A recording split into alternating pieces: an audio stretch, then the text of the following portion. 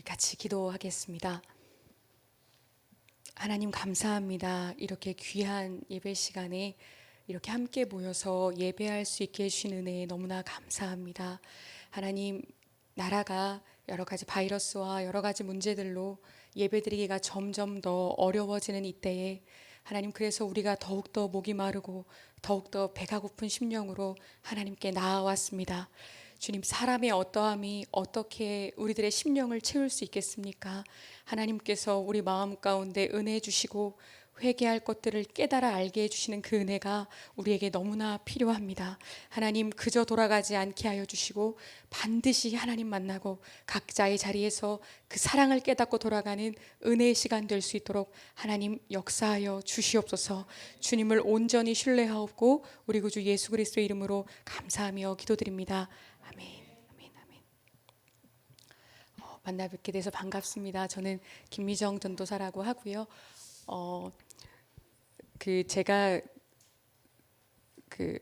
신학교 때 제가 이걸 말씀을 드리려고 했었는데 우리 목사님께서 먼저 얘기를 하셔서 당황했는데, 제가 저는 이제 좀 다른 얘기를 하려고, 제가 신학교 2학년 때인가 그때 이제 그 당시에 제 언니였던 우리 도영아 사모님이랑 그때 제가 2학년 때였던 것 같은데, 사모님께서 그때 아현동인가 충정로 쪽에 사셨던 것 같아요. 그래서 그때 이제 사모님께서 저한테 이제 전사님 전도를 너무 하고 싶은데 같이 이렇게 가자고 그러셨어요. 그래서 제가 그때 또 호기롭게 이게 어렵다고 하시니까 그럼 제가 이렇게 말은 그렇게 했지만 실상으로 저도 얼마나 이게 좀 무섭기도 하고 좀 이렇게 걱정되기도 하고 그렇게 했어요. 그런데 그때 제 마음 가운데 저녁에 이제 퇴근하시고 오시면 이제 밤에 몇 분 나갔던 것 같은데, 그때 제가 그런 심령이었던 게 기억이 나요. 제가 그때도 그런 말씀을 드렸던 것 같은데, 마치 이렇게 사모님께 이렇게 엎혀가듯이 이렇게 팔을 얹고서 이렇게 얹어가듯이 그렇게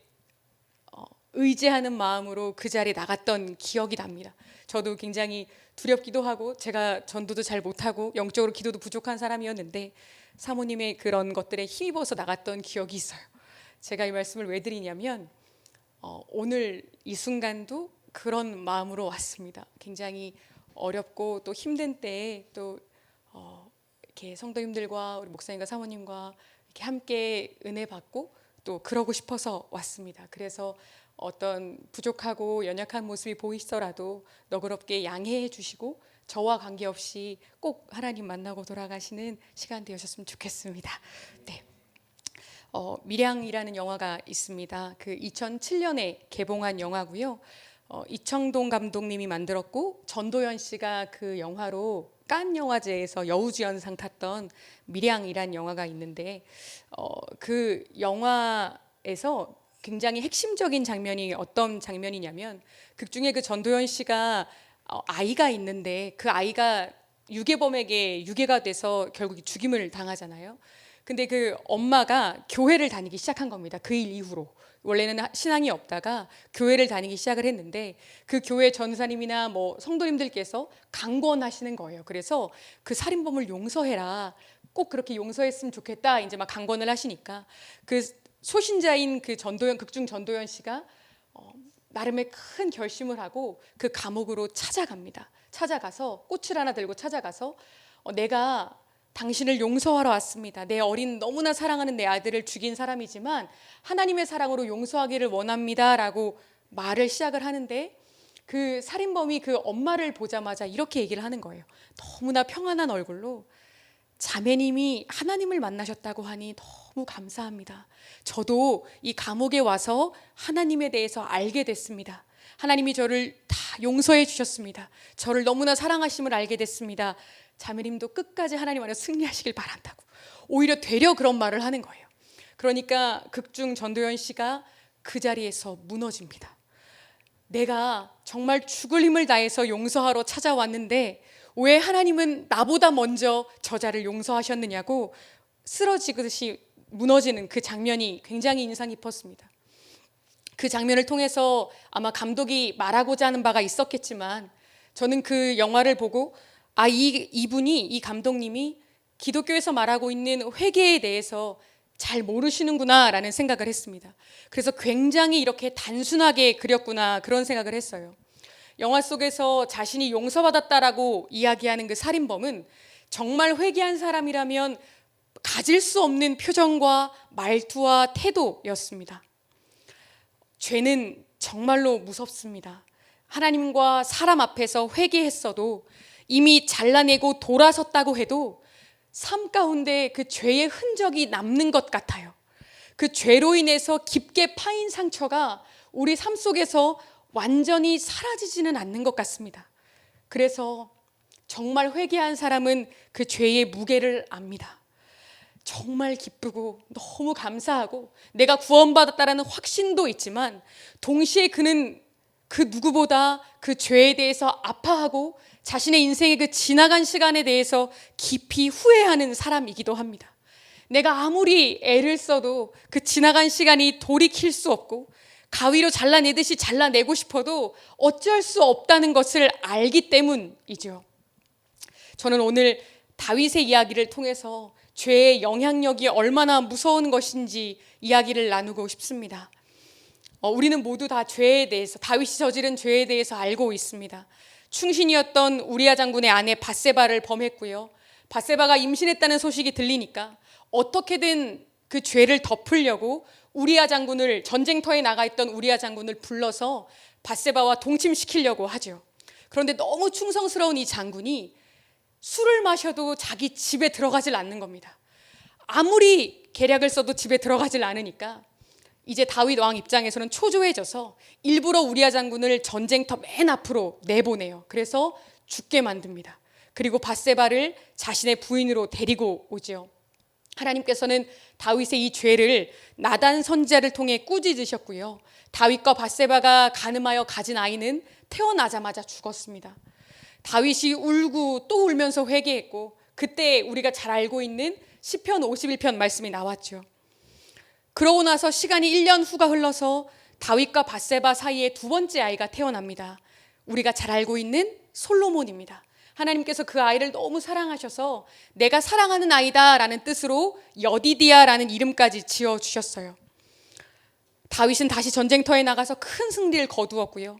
사무엘하 12장을 보면 첫 시작은 다윗의 죄가 폭로되는 그것부터 시작해서 마지막 장면에는 이렇게 다윗이 일상으로 돌아간 것처럼 보입니다.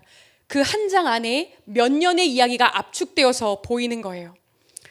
이제 다윗은 우리아 장군을 죽이고 밧세바를 범하고 여러 가지 죄를 지었던 것들이 다 일단락된 것처럼 생각했습니다. 그런데 사실은 그게 아니었습니다. 사무엘하 13장 1절에 보면 그 후에 이 일이 있으니라 이란 말씀이 있습니다. 성경에 이 말씀이 딱 두 번 나오는데 이 문장이 나올 때에는 모두 다 앞의 일이 뒤에 나올 일에 영향을 미쳤다라는 것을 우리에게 암시해 줍니다. 바로 밧세바와의 간음 사건이 사무엘하 12장에서 끝난 줄 알았는데 끝나지 않고 13장부터 이어지는 일들에 영향을 미쳤다라는 거예요. 13장 1절 이렇게 시작합니다.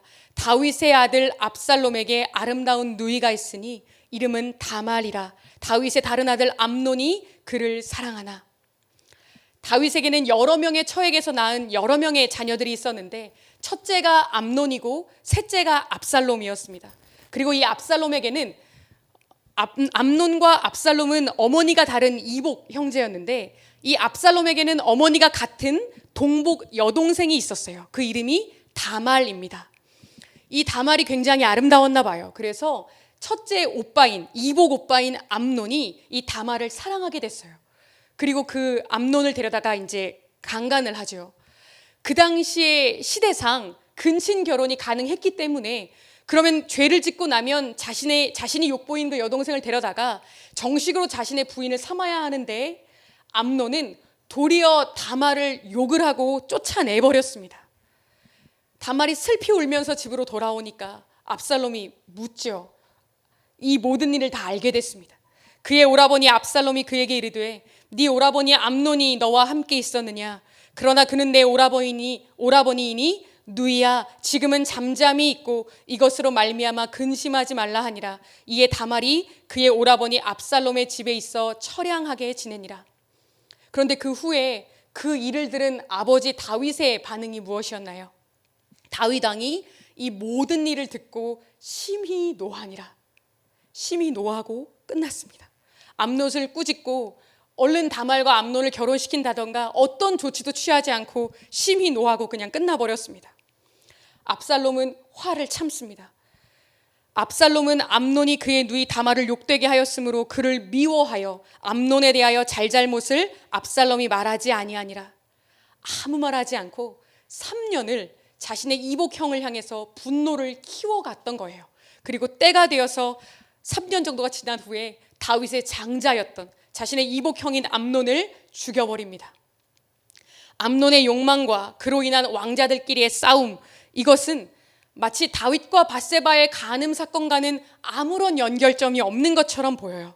그런데 아까도 말씀드렸던 것처럼 사무엘하 13장 1절은 그 후에 이 일이 생겼다고 다윗과 밧세바의 간음 사건과 암논의 욕망을 연결짓고 있습니다.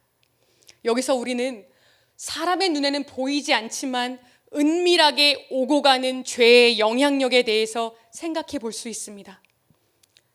이런 생각을 해보는 거예요. 다윗의 아들들이 보기에 이미 처와 첩이 여러 명인 아버지가 자신이 원하기만 하면 얼마든지 아직 결혼하지 않은 여인들을 자신의 또 다른 부인으로 삼을 수 있는 그 권세가 있는 아버지가 굳이 다른 남자의 부인을 데려다가 자신의 부인으로 삼습니다. 그리고 얼마 후에 그 여인의 진짜 남편은 전쟁에 나가서 의문을 남기고 죽었다는 소식이 들려요. 아버지가 요압 장군에게 편지를 써서 우리아 장군을 일부러 사지로 내몰았다는 소식도 들립니다. 시녀들의 수군거림과 궁궐 안에서 오고 가는 그 은밀한 눈빛들을 다윗의 아들들이 보고 듣습니다. 그래서 성경학자들은 암논이 다말을 범하고 내쳐버리는 그 성적인 죄가 아버지 다윗에게 직접적인 영향을 받았을 거라고 추측을 합니다.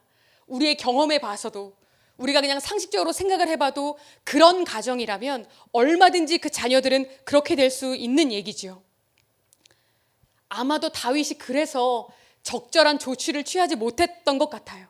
나 때문에 그런 게 아닐까. 그 누구보다 다윗의 마음 가운데 그 생각이 들었을 것입니다. 내가 저지른 잘못을 애써 잊고 살았는데 자신의 아들들 사이에서 자신의 딸들에게 이런 일이 일어나는 것을 보면서 어쩔 줄을 모르고 전전긍긍했던 것 같아요. 그런데 압살롬이 암논을 죽인 것도 이미 큰일이었는데 여기서 아직 안 끝났습니다. 압살롬이 형을 죽인 것도 모자라서 이제는 아버지 다윗의 왕위마저 넘보기 시작한 겁니다. 게다가 오늘 본문에 보면 압살롬에게 대단히 뛰어난 전략가가 붙었습니다. 마치 삼국지에 나오는 제갈공명처럼 아주 뛰어난 전략가가 책사로 붙었는데 그 사람의 이름이 아히도벨입니다. 이 아히도벨은 그 당시에 굉장히 이름이 알려진 사람 같아요. 그래서 오늘 본문에 보면 다윗의 부하가 다윗에게 가서 대왕님, 그런데 압살롬의 편에 선 자 중에 아히도벨이 있습니다 라고 보고를 하자마자 다윗이 바로 하나님께 기도하죠. 하나님, 이 아히도벨의 전술을 무력화시켜 주십시오. 하나님 도와주십시오. 바로 기도를 하죠.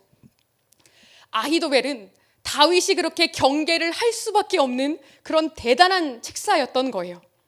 그 아히도벨이 압살롬에게 가르쳐준 첫 번째 계략이 무엇이었나요?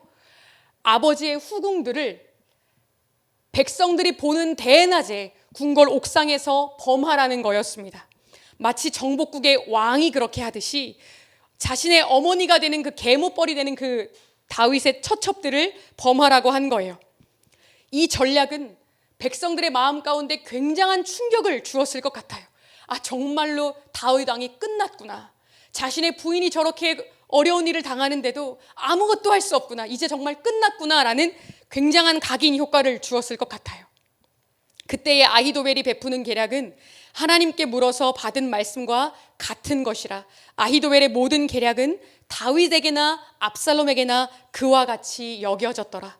얼마나 뛰어났던지 다윗이 보기에도 압살롬이 보기에도 마치 하나님께 들은 것과 같은 계략이 아히도벨에게서 나왔다라는 겁니다. 그 이상의 전략가가 이상이 있을 수가 없겠지요.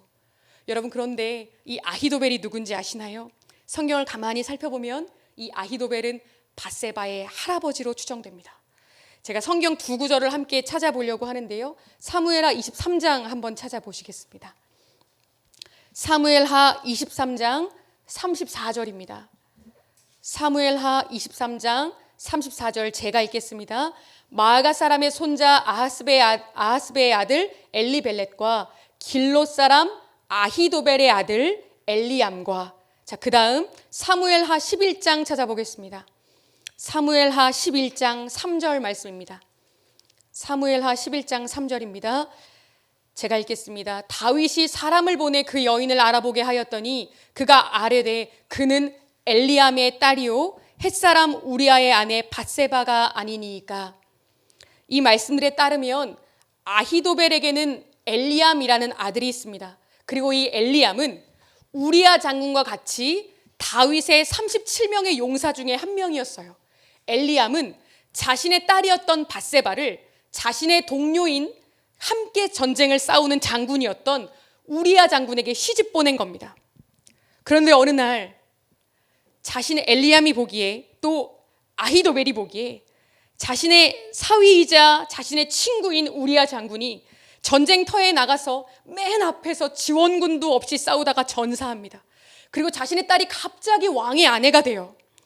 밧세바의 아버지였던 그 엘리암이 보기에, 그리고 그 할아버지였던 아히도벨이 보기에 이것은 무엇인가 이상했겠지요. 여러분, 아히도벨의 분노가 얼마나 컸는지 상상할 수 있는 것은, 여러분, 손녀가 지금 다윗 왕의 아내로 들어간 상태입니다. 그리고 자식까지 낳았어요. 그런데 다윗 왕을 대항해서 칼을 빼든 겁니다. 자신의 손녀가 마치 인질처럼 다윗 왕 곁에 있는데 다윗 왕을 향해서 칼을 빼든 거예요. 아, 무엇인가 저 왕은 너무나 잘못되었다. 저 왕은 반드시 끌어내려져야 한다는 굉장한 분노가 아히도벨의 마음 가운데 있었다는 것을 알 수 있습니다. 다윗의 눈에는 아히도벨이 품고 있던 그 칼이 보이지 않았습니다. 그러나 그 칼은 수년 동안 감추어져 있다가 때가 되니까 다윗을 겨누는 가장 날카로운 무기가 된 것입니다. 우리 삶 가운데에는 그런 칼들이 없을까? 나도 모르게 내 삶 가운데 숨겨져 있는, 그러나 점점 커져가고 있는 그 칼은 없을까? 여러분, 우리들이 지은 죄는 하나님 앞에 회개하는 것으로 아침 한 개 사라지듯 한순간에 사라지지 않습니다. 여러분, 이 말씀을 오해하시면 안 됩니다.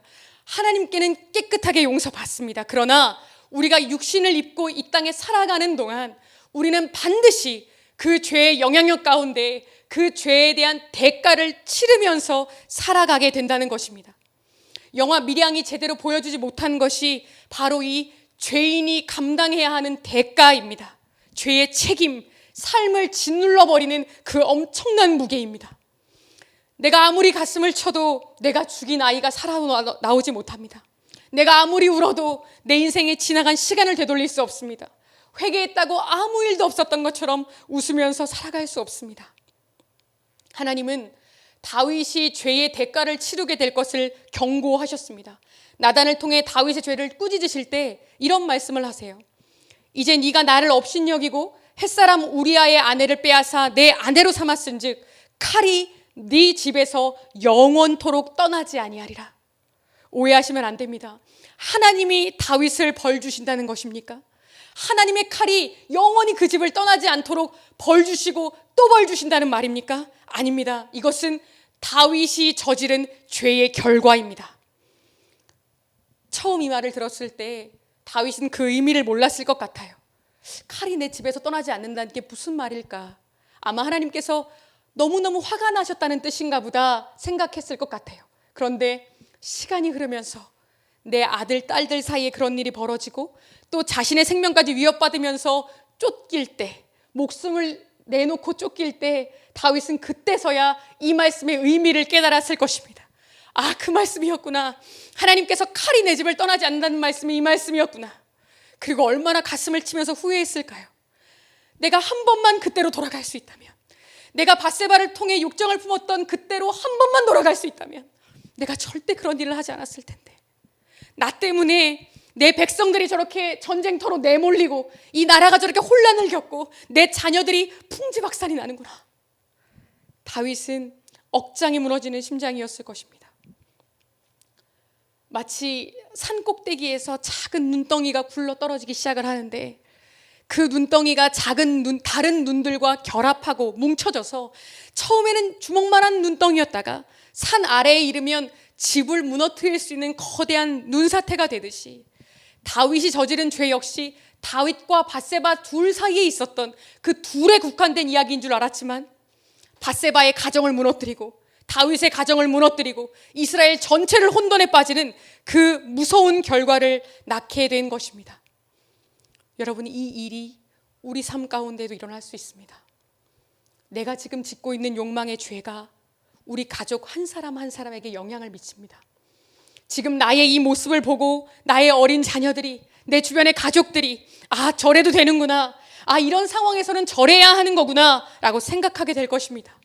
내가 마음에 병이 들어서 내뱉은 말들, 그 행동들이 우리 자녀들, 우리 가족들의 마음속에 비수가 되어서 꽂히고 그들의 삶까지 병들게 만들 수 있습니다. 내가 하나님과 멀어져서 점점 잘못 쌓아놓은 내 삶의 벽돌들이 한순간 무너져 내려버리는 것입니다. 내가 지은 죄는 나 하나로 끝날 것 같지만, 아니요, 사실은 아무 일 없이 그냥 지나갈 수 있는 것 같지만, 아니요, 다윗에게 그랬던 것처럼 마치 그 죄가 수년 동안 가만히 웅크리고 때를 기다렸던 것처럼 우리 삶 가운데에도 우리 자녀들이 장성할 때까지, 우리의 죄가 시간과 때를 만나 열매 맺을 때까지 아무 일도 없는 것처럼 잠자코 있다가 반드시 우리 삶 가운데 칼을 겨누는 때가 올 것이라는 것입니다. 그때가 되면 한순간에 내 가족, 내 친구들, 내 주변의 모든 삶의 울타리들이 한순간에 다 무너뜨려질 수 있습니다. 우리가 잘 알고 있는 이야기 중에 존 비비어 목사님 책에 이런 이야기가 있죠. 80년대 미국을 뒤덮었던 유명한 부흥사가 간음죄를 저지르고 여러 가지 경제적인 죄를 저질러서 교도소에 들어가게 된 겁니다. 이 존 비비어 목사님이 면회를 가게 됐는데 너무 궁금해서 물어보셨다고 하잖아요. 어떻게 목사님, 하나님 사랑하는 것을 언제부터 잃어버리셨습니까? 그러니까 그 유명한 부흥사였던 사람이 너무나 놀라운 얘기를 하는 거예요. 목사님, 저는 단 한 번도 하나님에 대한 사랑을 잃어버린 적이 없습니다. 그게 무슨 말이냐고 물어볼 때 그 목사님 먼저 이렇게 얘기를 하더래요. 나는 단 한순간도 하나님에 대한 사랑은 잃어버린 적이 없습니다. 그런데 단 한순간도 하나님을 두려워한 적이 없습니다. 여러분, 우리는 모두 하나님을 사랑한다고 얘기합니다. 그런데 우리는 하나님을 두려워하고 있나요? 그 죄에 대한 결과, 그 책임에 대한 두려움을 갖고 계십니까? 앞서 밀양이라는 영화를 소개하면서 그 감독님이 기독교에서 이야기하는 회개에 대해서 잘 모르는구나, 그래서 이렇게 굉장히 단순하게 그렸구나 생각했다고 했습니다. 그런데 사실은 그 영화 속에 나오는 그 살인범의 모습이 정말 우리 같구나, 나와 같구나 생각했습니다. 여러분, 우리는 너무 쉽게 잊는 것 같습니다.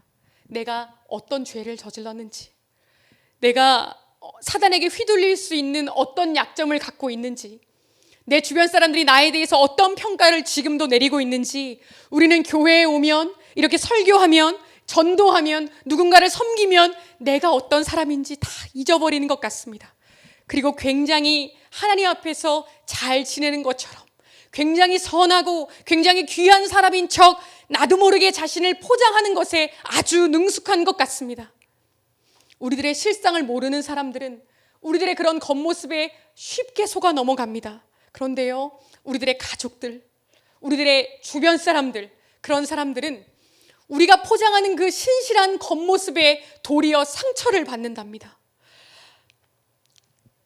나 때문에, 내가 갖고 있는 일상의 그 모든 순간들 때문에 한 사람 한 사람 마음 가운데 상처가 쌓여가고 그 모든 것들이 언젠가 우리를 겨누는 아히도벨의 칼이 될 수 있다는 것입니다.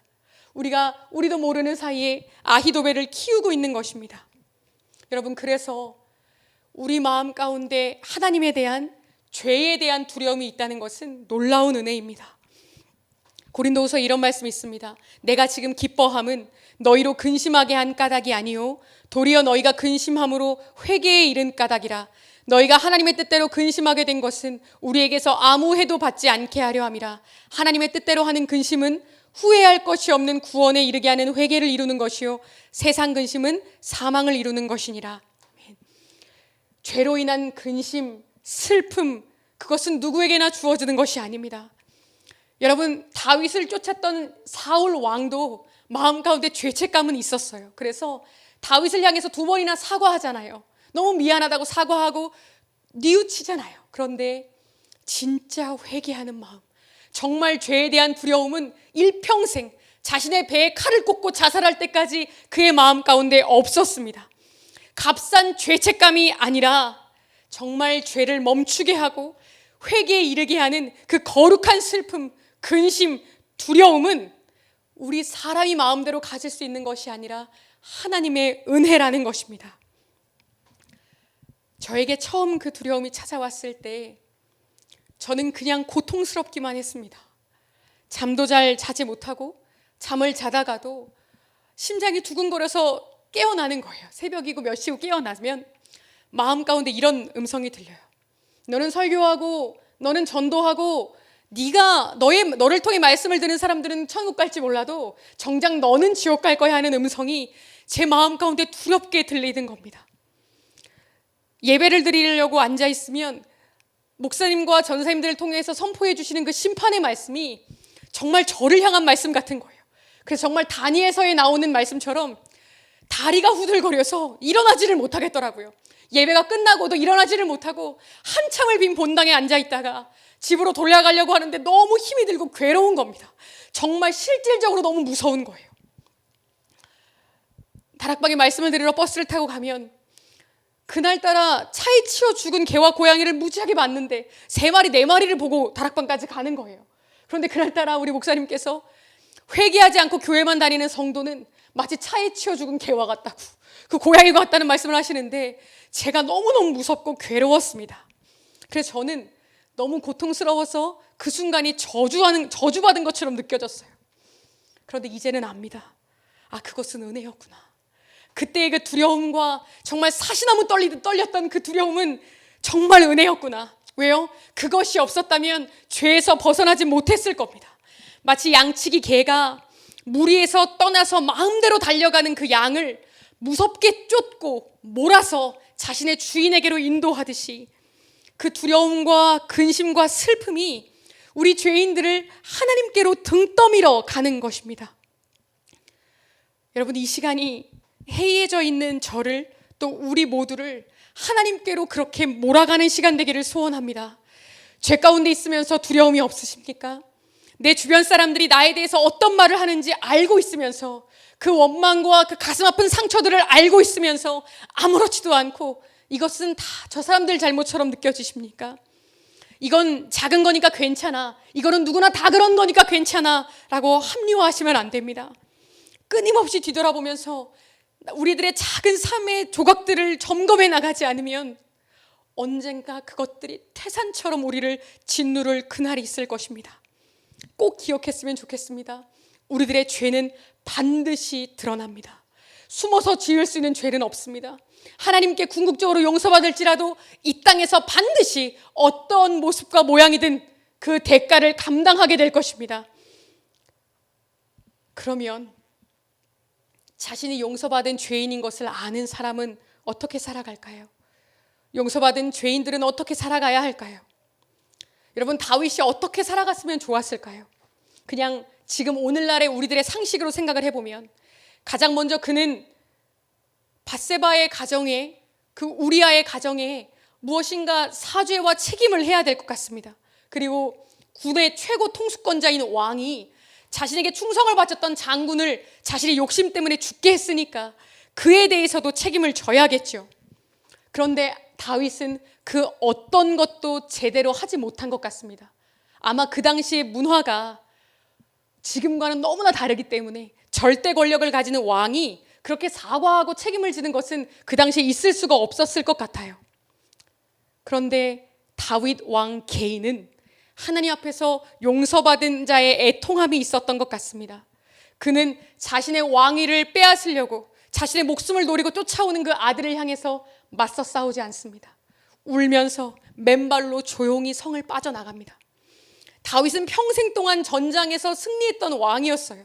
마음만 먹으면 자신을 따르고 있는 그 소수의 장군들이라도 그 군사들을 모아서 초기에 압살롬과 대항했더라면 압살롬은 한순간에 무너졌을 것입니다. 그러나 다윗은 그렇게 하지 않았습니다.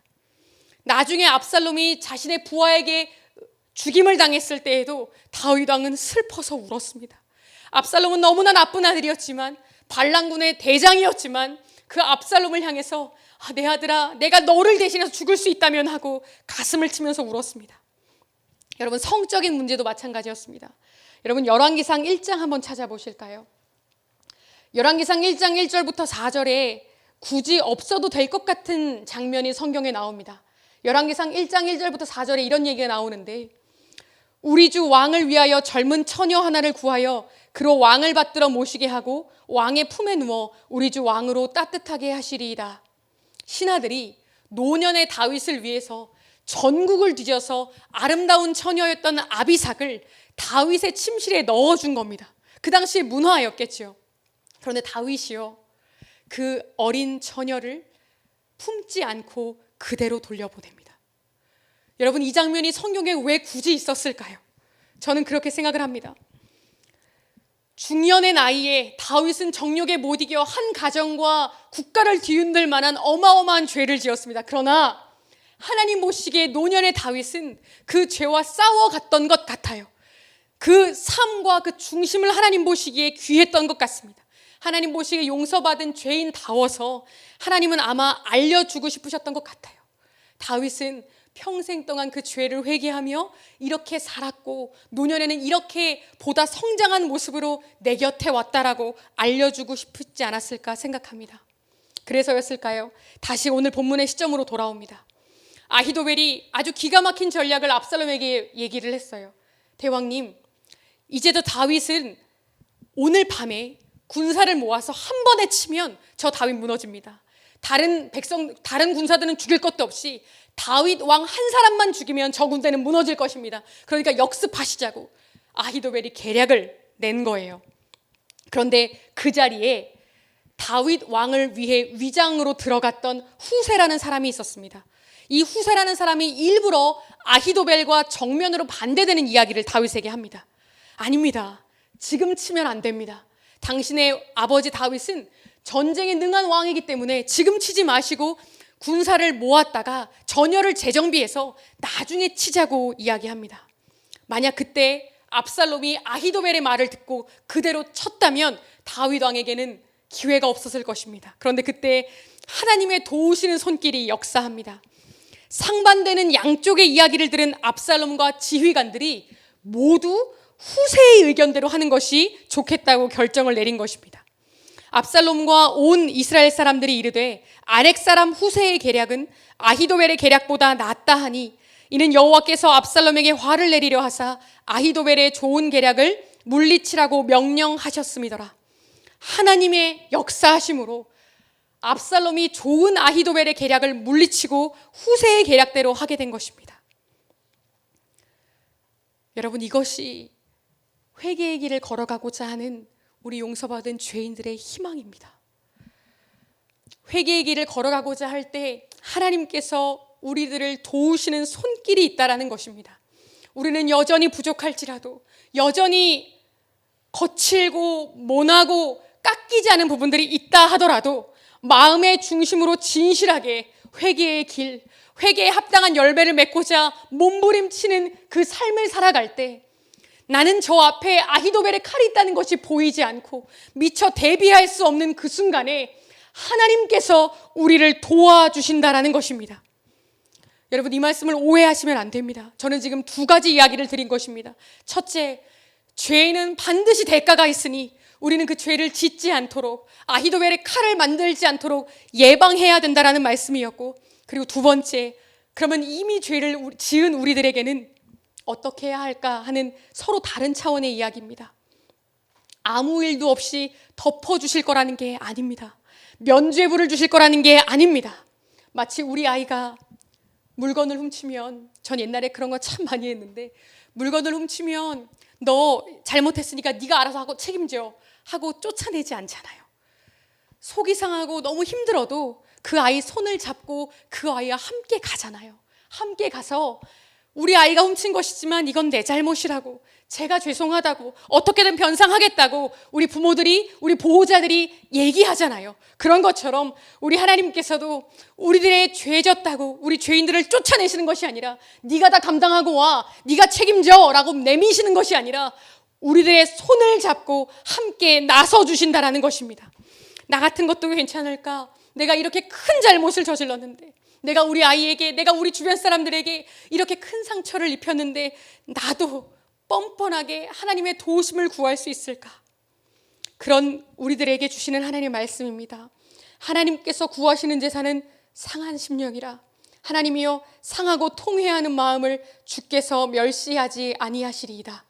우리가 아직 죄인 되었을 때 그리스도께서 우리를 위하여 죽으심으로 하나님께서 우리에 대한 자기의 사랑을 확증하셨느니라. 아멘. 하나님은 공의의 하나님이 맞습니다. 그래서 죄인은 반드시 죽음이라는, 또 이 땅에서 겪어야 되는 대가와 벌이 있습니다. 그러나 하나님은 동시에 사랑의 하나님이십니다. 여러분, 그 증거가 무엇입니까? 우리에게 증거로 주신 것이 바로 십자가입니다. 하나님의 속성, 하나님은 거룩하셔서 반드시 죄를 멸하셔야 하지만 우리를 너무나 사랑하신 분이라는 증거가 십자가입니다.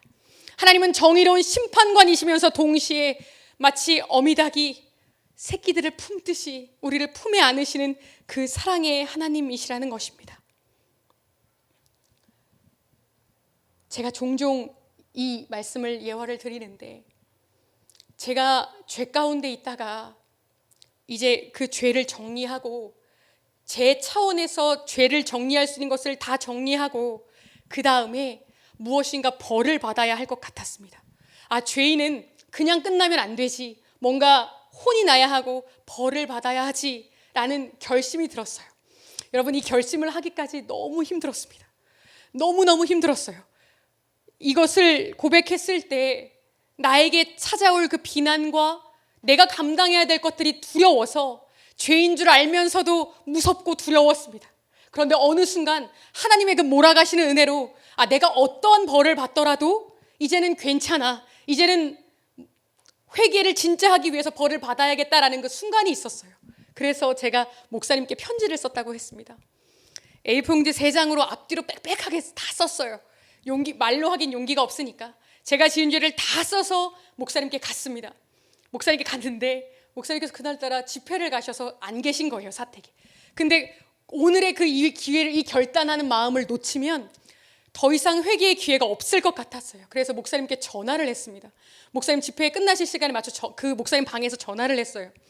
아무도 못 들어오게 문을 다 잠그고 불도 다 꺼버리고, 불이 켜져 있으면 누가 들어올까 봐 불을 다 끄고 목사님 방에서 전화를 했습니다.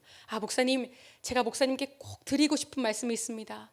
목사님, 제가 이런 죄를 졌는데 목사님께 꼭 고백하고 싶습니다 라고 편지를 읽으려고 하는데, 그때 목사님께서 아니야 미정아, 아니야 읽지 마라. 나는 이미 너의 죄를 다 용서했어. 나에게 얘기하지 마라. 내가 너의 죄를 들으면 나는 너에 대해서 선입견이 생기게 돼. 그러니까 나에게 얘기하지 마라. 네가 하나님께 회개하고 네가 그 죄를 끊어냈다면 나는 괜찮아. 나는 너를 사랑하고 이미 너를 용서했다, 사랑한다 하고 뚝 끊으시는 거예요. 한 번도 제가 예상하지 못했던 순간이었습니다. 그때 저 아직도 기억합니다. 불 꺼진 목사님 방에 어항만 빛이 나는데 그 어항 앞에서 엄청 울었습니다. 누가 볼까 봐 편지를 찢으면서 꺼이꺼이 울었습니다. 이게 은혜구나.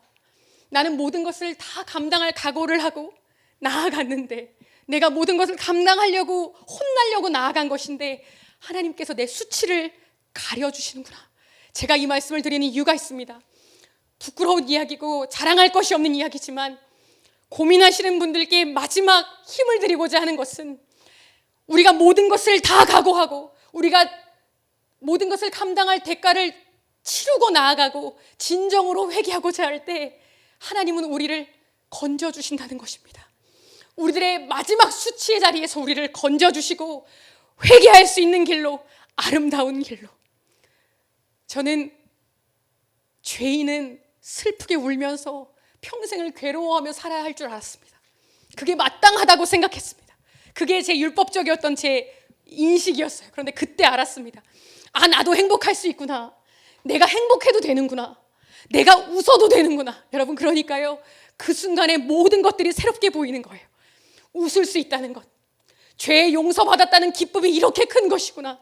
그로부터 6개월 정도가 지나서 예배를 드리고 나오는데 제 마음속에서 나는 이제 자유하다, 정말 내 죄에서 자유하다라는 그 심령이, 그 고백이 제 마음속에서 뿜어져 나오는데 그때 알았습니다. 십자가가 능력이 있구나. 죄에서 자유로워진다는 것이 이런 것이구나. 그냥 머리로 생각하는 것이 아니라 그냥 정말 이런 것이구나. 이렇게 기쁜 것이구나. 이렇게 힘이 되는 것이구나. 그때 알았습니다. 하나님께서는 우리들이 저지른 잘못들을 회복할 수 있도록, 끊어진 관계가 다시 풀리고 수습할 수 있는 기회를 주십니다. 우리들이 죄 지은 그 책임을, 그 대가를 감당할 수 있도록 하나님께서 도와주십니다. 여러분, 이것이 우리 죄인들의 희망입니다. 이것이 우리가 알고 있는 십자가 대속의 은혜의 의미입니다. 그 밀양에 나오는 그 범인처럼 유괴와 살인을 저지르고도 뻔뻔한 얼굴로 나는 하나님을 믿는다라고 얘기하는 것은 가짜 평안입니다. 값싼, 정말 쓰레기 하치장과 같은 그런 자신을 속이는 복음입니다. 그러나 진짜는 죄에서 돌아서게 하고 죄를 끊어내게 하고 그 죄로 인한 책임과 대가를 감당해서 당신의 자녀들인 우리들로 하여금 진짜 행복한 삶, 정말 힘있게 기쁘게 가볍게 달려갈 수 있는 그 삶을 허락해 주시는 것이 하나님 아버지의 마음입니다. 그래서 오늘도 우리는 기도할 수 있는 것입니다. 하나님, 내가 저 사람에게 사과를 해야 하는데 어떻게 하면 좋을까요? 하나님, 내가 이 일을 수습해야 할 것 같은데 나는 이것이 죄인 줄을 몰랐지만 이제 죄라는 것을 깨달았습니다. 이제 어떻게 하면 좋을까요? 무슨 말을 하면 좋을까요? 그 순간 나의 표정은 어떻게 하면 좋을까요? 이 일을 했을 때 나에게 이런 무서운 일이 생길 수 있는데 하나님, 내가 그 순간 서 있을 수 있게, 그 순간 버틸 수 있게, 도망가지 않게 힘을 달라고 기도할 때 하나님은 성경 속에 나오는 어떤 목사님의 설교 안에만 있는 그 하나님이 아니라 내 삶 가운데, 내 현장 가운데, 그 사람과 마주 서 있는 그 자리 가운데 우리들의 말과 표정과 그 모든 것들을 이끌어 주시는 하나님이시라는 것입니다. 제가 믿고 있는 것 있습니다. 그 어떤 기도 제목보다 회개의 기도는 하나님께서 가장 빠르게 들려주십니다. 어떻게 회개하면 좋을지 하나님께서 가장 구체적이고 가장 실질적으로 우리에게 알려주실 것입니다. 그 믿음을 갖고 하나님께 나아갈 수 있었으면 좋겠습니다. 이제 한 이야기만 하고 설교 마치겠습니다. 제가 어느 순간이 지나고 나서는 제가 저희 아이들과 관련된 얘기를 잘 안 하려고 합니다. 왜냐하면 우리 아이들이 사고를 많이 쳤지만 지금은 나름대로 가정을 이루고 잘 살고 있어서 혹시나 이 아이들에게 상처가 될까 봐 굉장히 이렇게 그런 얘기들은 잘 안 하려고 합니다. 그런데 오늘 이 아이의 얘기는 해도 될 것 같습니다. 해도 될 것 같아서. 제가 이 아이를 처음 만났을 때 그 아이가 중학생이었습니다. 엄마의 학대로 제가 있었던 시설에 들어오게 되었는데 자세히 말씀을 드릴 수가 없지만 그 정신병력에 있는 그 어머니 밑에서 이 아이가 아주 무서운 학대를 당했습니다. 그냥 그 중에 하나 말씀을 드리면, 엄마가 무서워서 문을 다 잠그고 있으면 이 엄마가 창문을 깨고 들어오셔서 아이를 학대했습니다. 그 정도의 공포심이 있는 엄마였다는 거죠. 그래서 이 아이 마음 가운데 깊은 상처가 남아서 저희를 만났을 때 이 아이가 분노 조절 장애가 있었습니다. 그래서 화가 나면 누구도 말릴 수 없는 아이가 됐어요. 정말 자기를 마음에 안 들게 하면 2층에서 이런 철제 의자를 그냥 그 아이를 향해서 집어 던지는 그런 아이였습니다. 그런데 이 아이가 하나님을 믿게 됐다는 거예요. 자기가 교회를 열심히 다니겠다는 겁니다. 여러분, 마음에 신뢰가 안 가죠. 여러분, 저는 그 아이 때문에 참 많은 고생을 했거든요. 막 중간에 그 아이가 다른 아이랑 싸우면 그 중간에 끼어들어갔다가 두드려 맞고 막 엄청 그런 곤란한 일을 많이 겪어서 제 마음 가운데 이 아이에 대한 신뢰가 전혀 없었습니다. 그런데 또 어느 날은 이 아이가 자기는 새벽 예배까지 가겠대요. 그 제가 마음 가운데 불안한 마음이 훅 드는 거예요. 뭐지? 왜 가지? 왜 새벽 예배까지 가지? 아니나 다를까 새벽 예배 갔다 와서는 피곤하다고 학교를 안 가시는 겁니다. 그렇게 되니까 토요일에는 교회에 가서 철야를 하겠대요. 그 아이가 다녔던 교회가 꼭 이제 저녁에 청소년부에서 철야 기도를 했는데, 토요일 날 철야 모임을 했는데 철야 거길 가겠다는 거예요. 그래서 아니야, 안 가도 될 것 같아, 그냥 우리 주일날 예배 시간에 맞춰서 가자. 근데 굳이 가겠대요. 아니나 다를까 그 다음날 주일 낮에 전화가 왔습니다. 우리 아이가 교회 화장실에서 다른 아이, 잘 다니는 아이들을 꼬셔서 담배를 피다가 걸렸다는 거예요. 데려가라는 거예요. 그래서 그런 무수한 일들이 엄청나게 많았어요. 그러니까 그 아이가 저한테 은혜 받았다고 신앙 얘기를 할 때마다 제 마음 가운데 얼마나 안 이꺼운 마음이 들었겠어요. 제가 얼마나 건성건성 들었는지 모릅니다. 그 아이가 대학생이 돼서 이제 저희 시설에 있는 고모 삼촌들처럼 사회복지사가 되겠대요. 그래서 아니야 그래서 괜찮다고 말렸는데 굳이 들어갔어요. 들어가서 대학교 안에 있는 어떤 선교회에 들어갔습니다. 그래서 막 저기 위험한 지방에 선교를 가겠다는 거예요. 아니라고 뜯어 말리는데, 하루는 이 아이가 막 여기 선교를 가겠다고 선교가 얼마 안 남은 때 여기 귀에 4개 구멍을 뚫고 피어싱을 하고 이렇게 4개를 뚫고 왔어요. 그래서 제가 야, 귀에서 비가 오면 비가 새겠어, 왜 그렇게 뚫는 거야? 하니까 이뻐서 뚫었대. 대학생이니까 뚫었대요. 야, 생각해봐. 고모가 전도사인데 고모가 담배를 피면서 담배 냄새를 풀풀 풍기면서 설교하고 예수님 믿으라고 하면 예수님 믿겠어? 사람들이 네가 전도하러 갔는데 귀에 막 이렇게 주렁주렁 달고 가면 네가 전하는 복음을 듣겠어? 그러니까 콧방귀도 안 끼고 그냥 나가더라고요. 그런데 주변 사람들한테 다 물어보니까 다 똑같이 저랑 똑같은 얘기를 하더래요. 그래서 이 아이가, 그 쇄심줄 같던 아이가 가장 얌전한 귀걸이 하나만 빼고 딴 걸 다 없애버린 거예요. 그날 제가 처음으로 놀랐습니다. 이거 뭐지? 이 아이를 만난 지 몇 년 동안 처음 겪는 은혜로운 순간이었어요. 이 아이가 어느 날 제가 운전을 하고 차를 타고 가고 있는데 옆에 조수석에 앉아서 고모, 이 아이들이 저를 고모라고 부르는데, 고모, 제가 요새 꽂힌 찬양이 있대요. 자기가 너무 은혜로운 찬양이 있대요. 그래서 근데 제가 알아요. 이 아이가 좋아하는 찬양이 제 스타일이 아니거든요. 이 아이는 약간 가요 같은 찬양을 좋아하거든요. 그래서 저는 그런 거 별로 안 좋아하니까 그래 틀어봐, 일단 틀어봐 하고 틀어보라고 했는데, 그 아이를 통해서 처음 들었습니다. 그 찬양을. 근데 가사가 이래요. 그 후렴 부분이 이랬습니다. 너의 삶의 참 주인, 너의 참 부모이신 하나님 그 손에 너의 삶을 맡긴다. 그 요게벳의 노래라는 찬양이었는데, 그 가사가 이렇게 울려 퍼지면서 제가 그 가사를 듣고 운전하는 그 순간 제 무신경하고 굉장히 건성건성 그 아이 말을 듣던 제 마음 가운데 한 가지 파노라마처럼 스쳐 지나가는 장면이 있었습니다. 그게 뭐였냐면, 이 아이를 처음 만난 그 순간부터 지금까지 아이와 함께했던 순간들이 필름같이 이렇게 지나가면서 정말 이 찬양의 가사처럼 이 아이를 붙들고 있는 하나님의 커다란 손이 보이는 거예요. 우리가 보호자라고 이 아이 곁에 있지만 정말로 이 아이의 부모이신, 이 아이를 괴롭힌 육신의 부모가 아니라 정말로 이 아이의 부모이신 하나님의 커다란 손이 보이면서 제가 한 가지 깨달은 것이 있어요. 그렇지, 그러고 보니까 이 아이는 분노를 참을 수 있는 아이가 아니었는데, 며칠 전에 얘기를 들어보니까 이 아이가 지역아동센터에 실습을 나갔는데, 사회복지사니까 실습을 나갔는데, 지역아동센터 처음 보는 4학년짜리 여자애가 얘한테 처음 딱 보자마자 욕을 했다는 거예요. 야, 이 18년아 막 욕을 했다는 거예요. 제가 그 얘기를 듣자마자 심장이 쿵 떨어요. 왜냐면 이 아이는 그런 얘기를 들으면 그 순간에 이 조그만 아기는 그 아이의 발에 밟혀야 합니다. 너 어떻게 했어? 넘어갔대요. 참았다는 거예요. 그 순간도 조금 놀라고 말았는데, 그 찬양을 듣는 순간 그 순간이 다시 생각이 나면서 맞다, 얘가 이걸 참을 수 있는 애가 아니었는데, 그러고 보니까 얘는 담배를 끊을 수 있는 애가 아니었는데, 그러고 보니까 나는 굉장히 우습게 여겼지만 대학교에 들어가서 얼마든지 죄 짓고 마음대로 살 수 있는데 선교회에 들어갔다고 하고, 선교 그 미션 그 트립에 가겠다고 하고, 교회를 어떻게든 어울리려고 하는 그 마음은 누가 주신 걸까? 내가 보기에 여전히 말도 안 되는 것처럼 보이고 사람들의 기준으로 봐서는 말도 안 되는 수준에 있어도 하나님의 커다란 손이 이 아이를 조금씩 키워가고 계시는구나.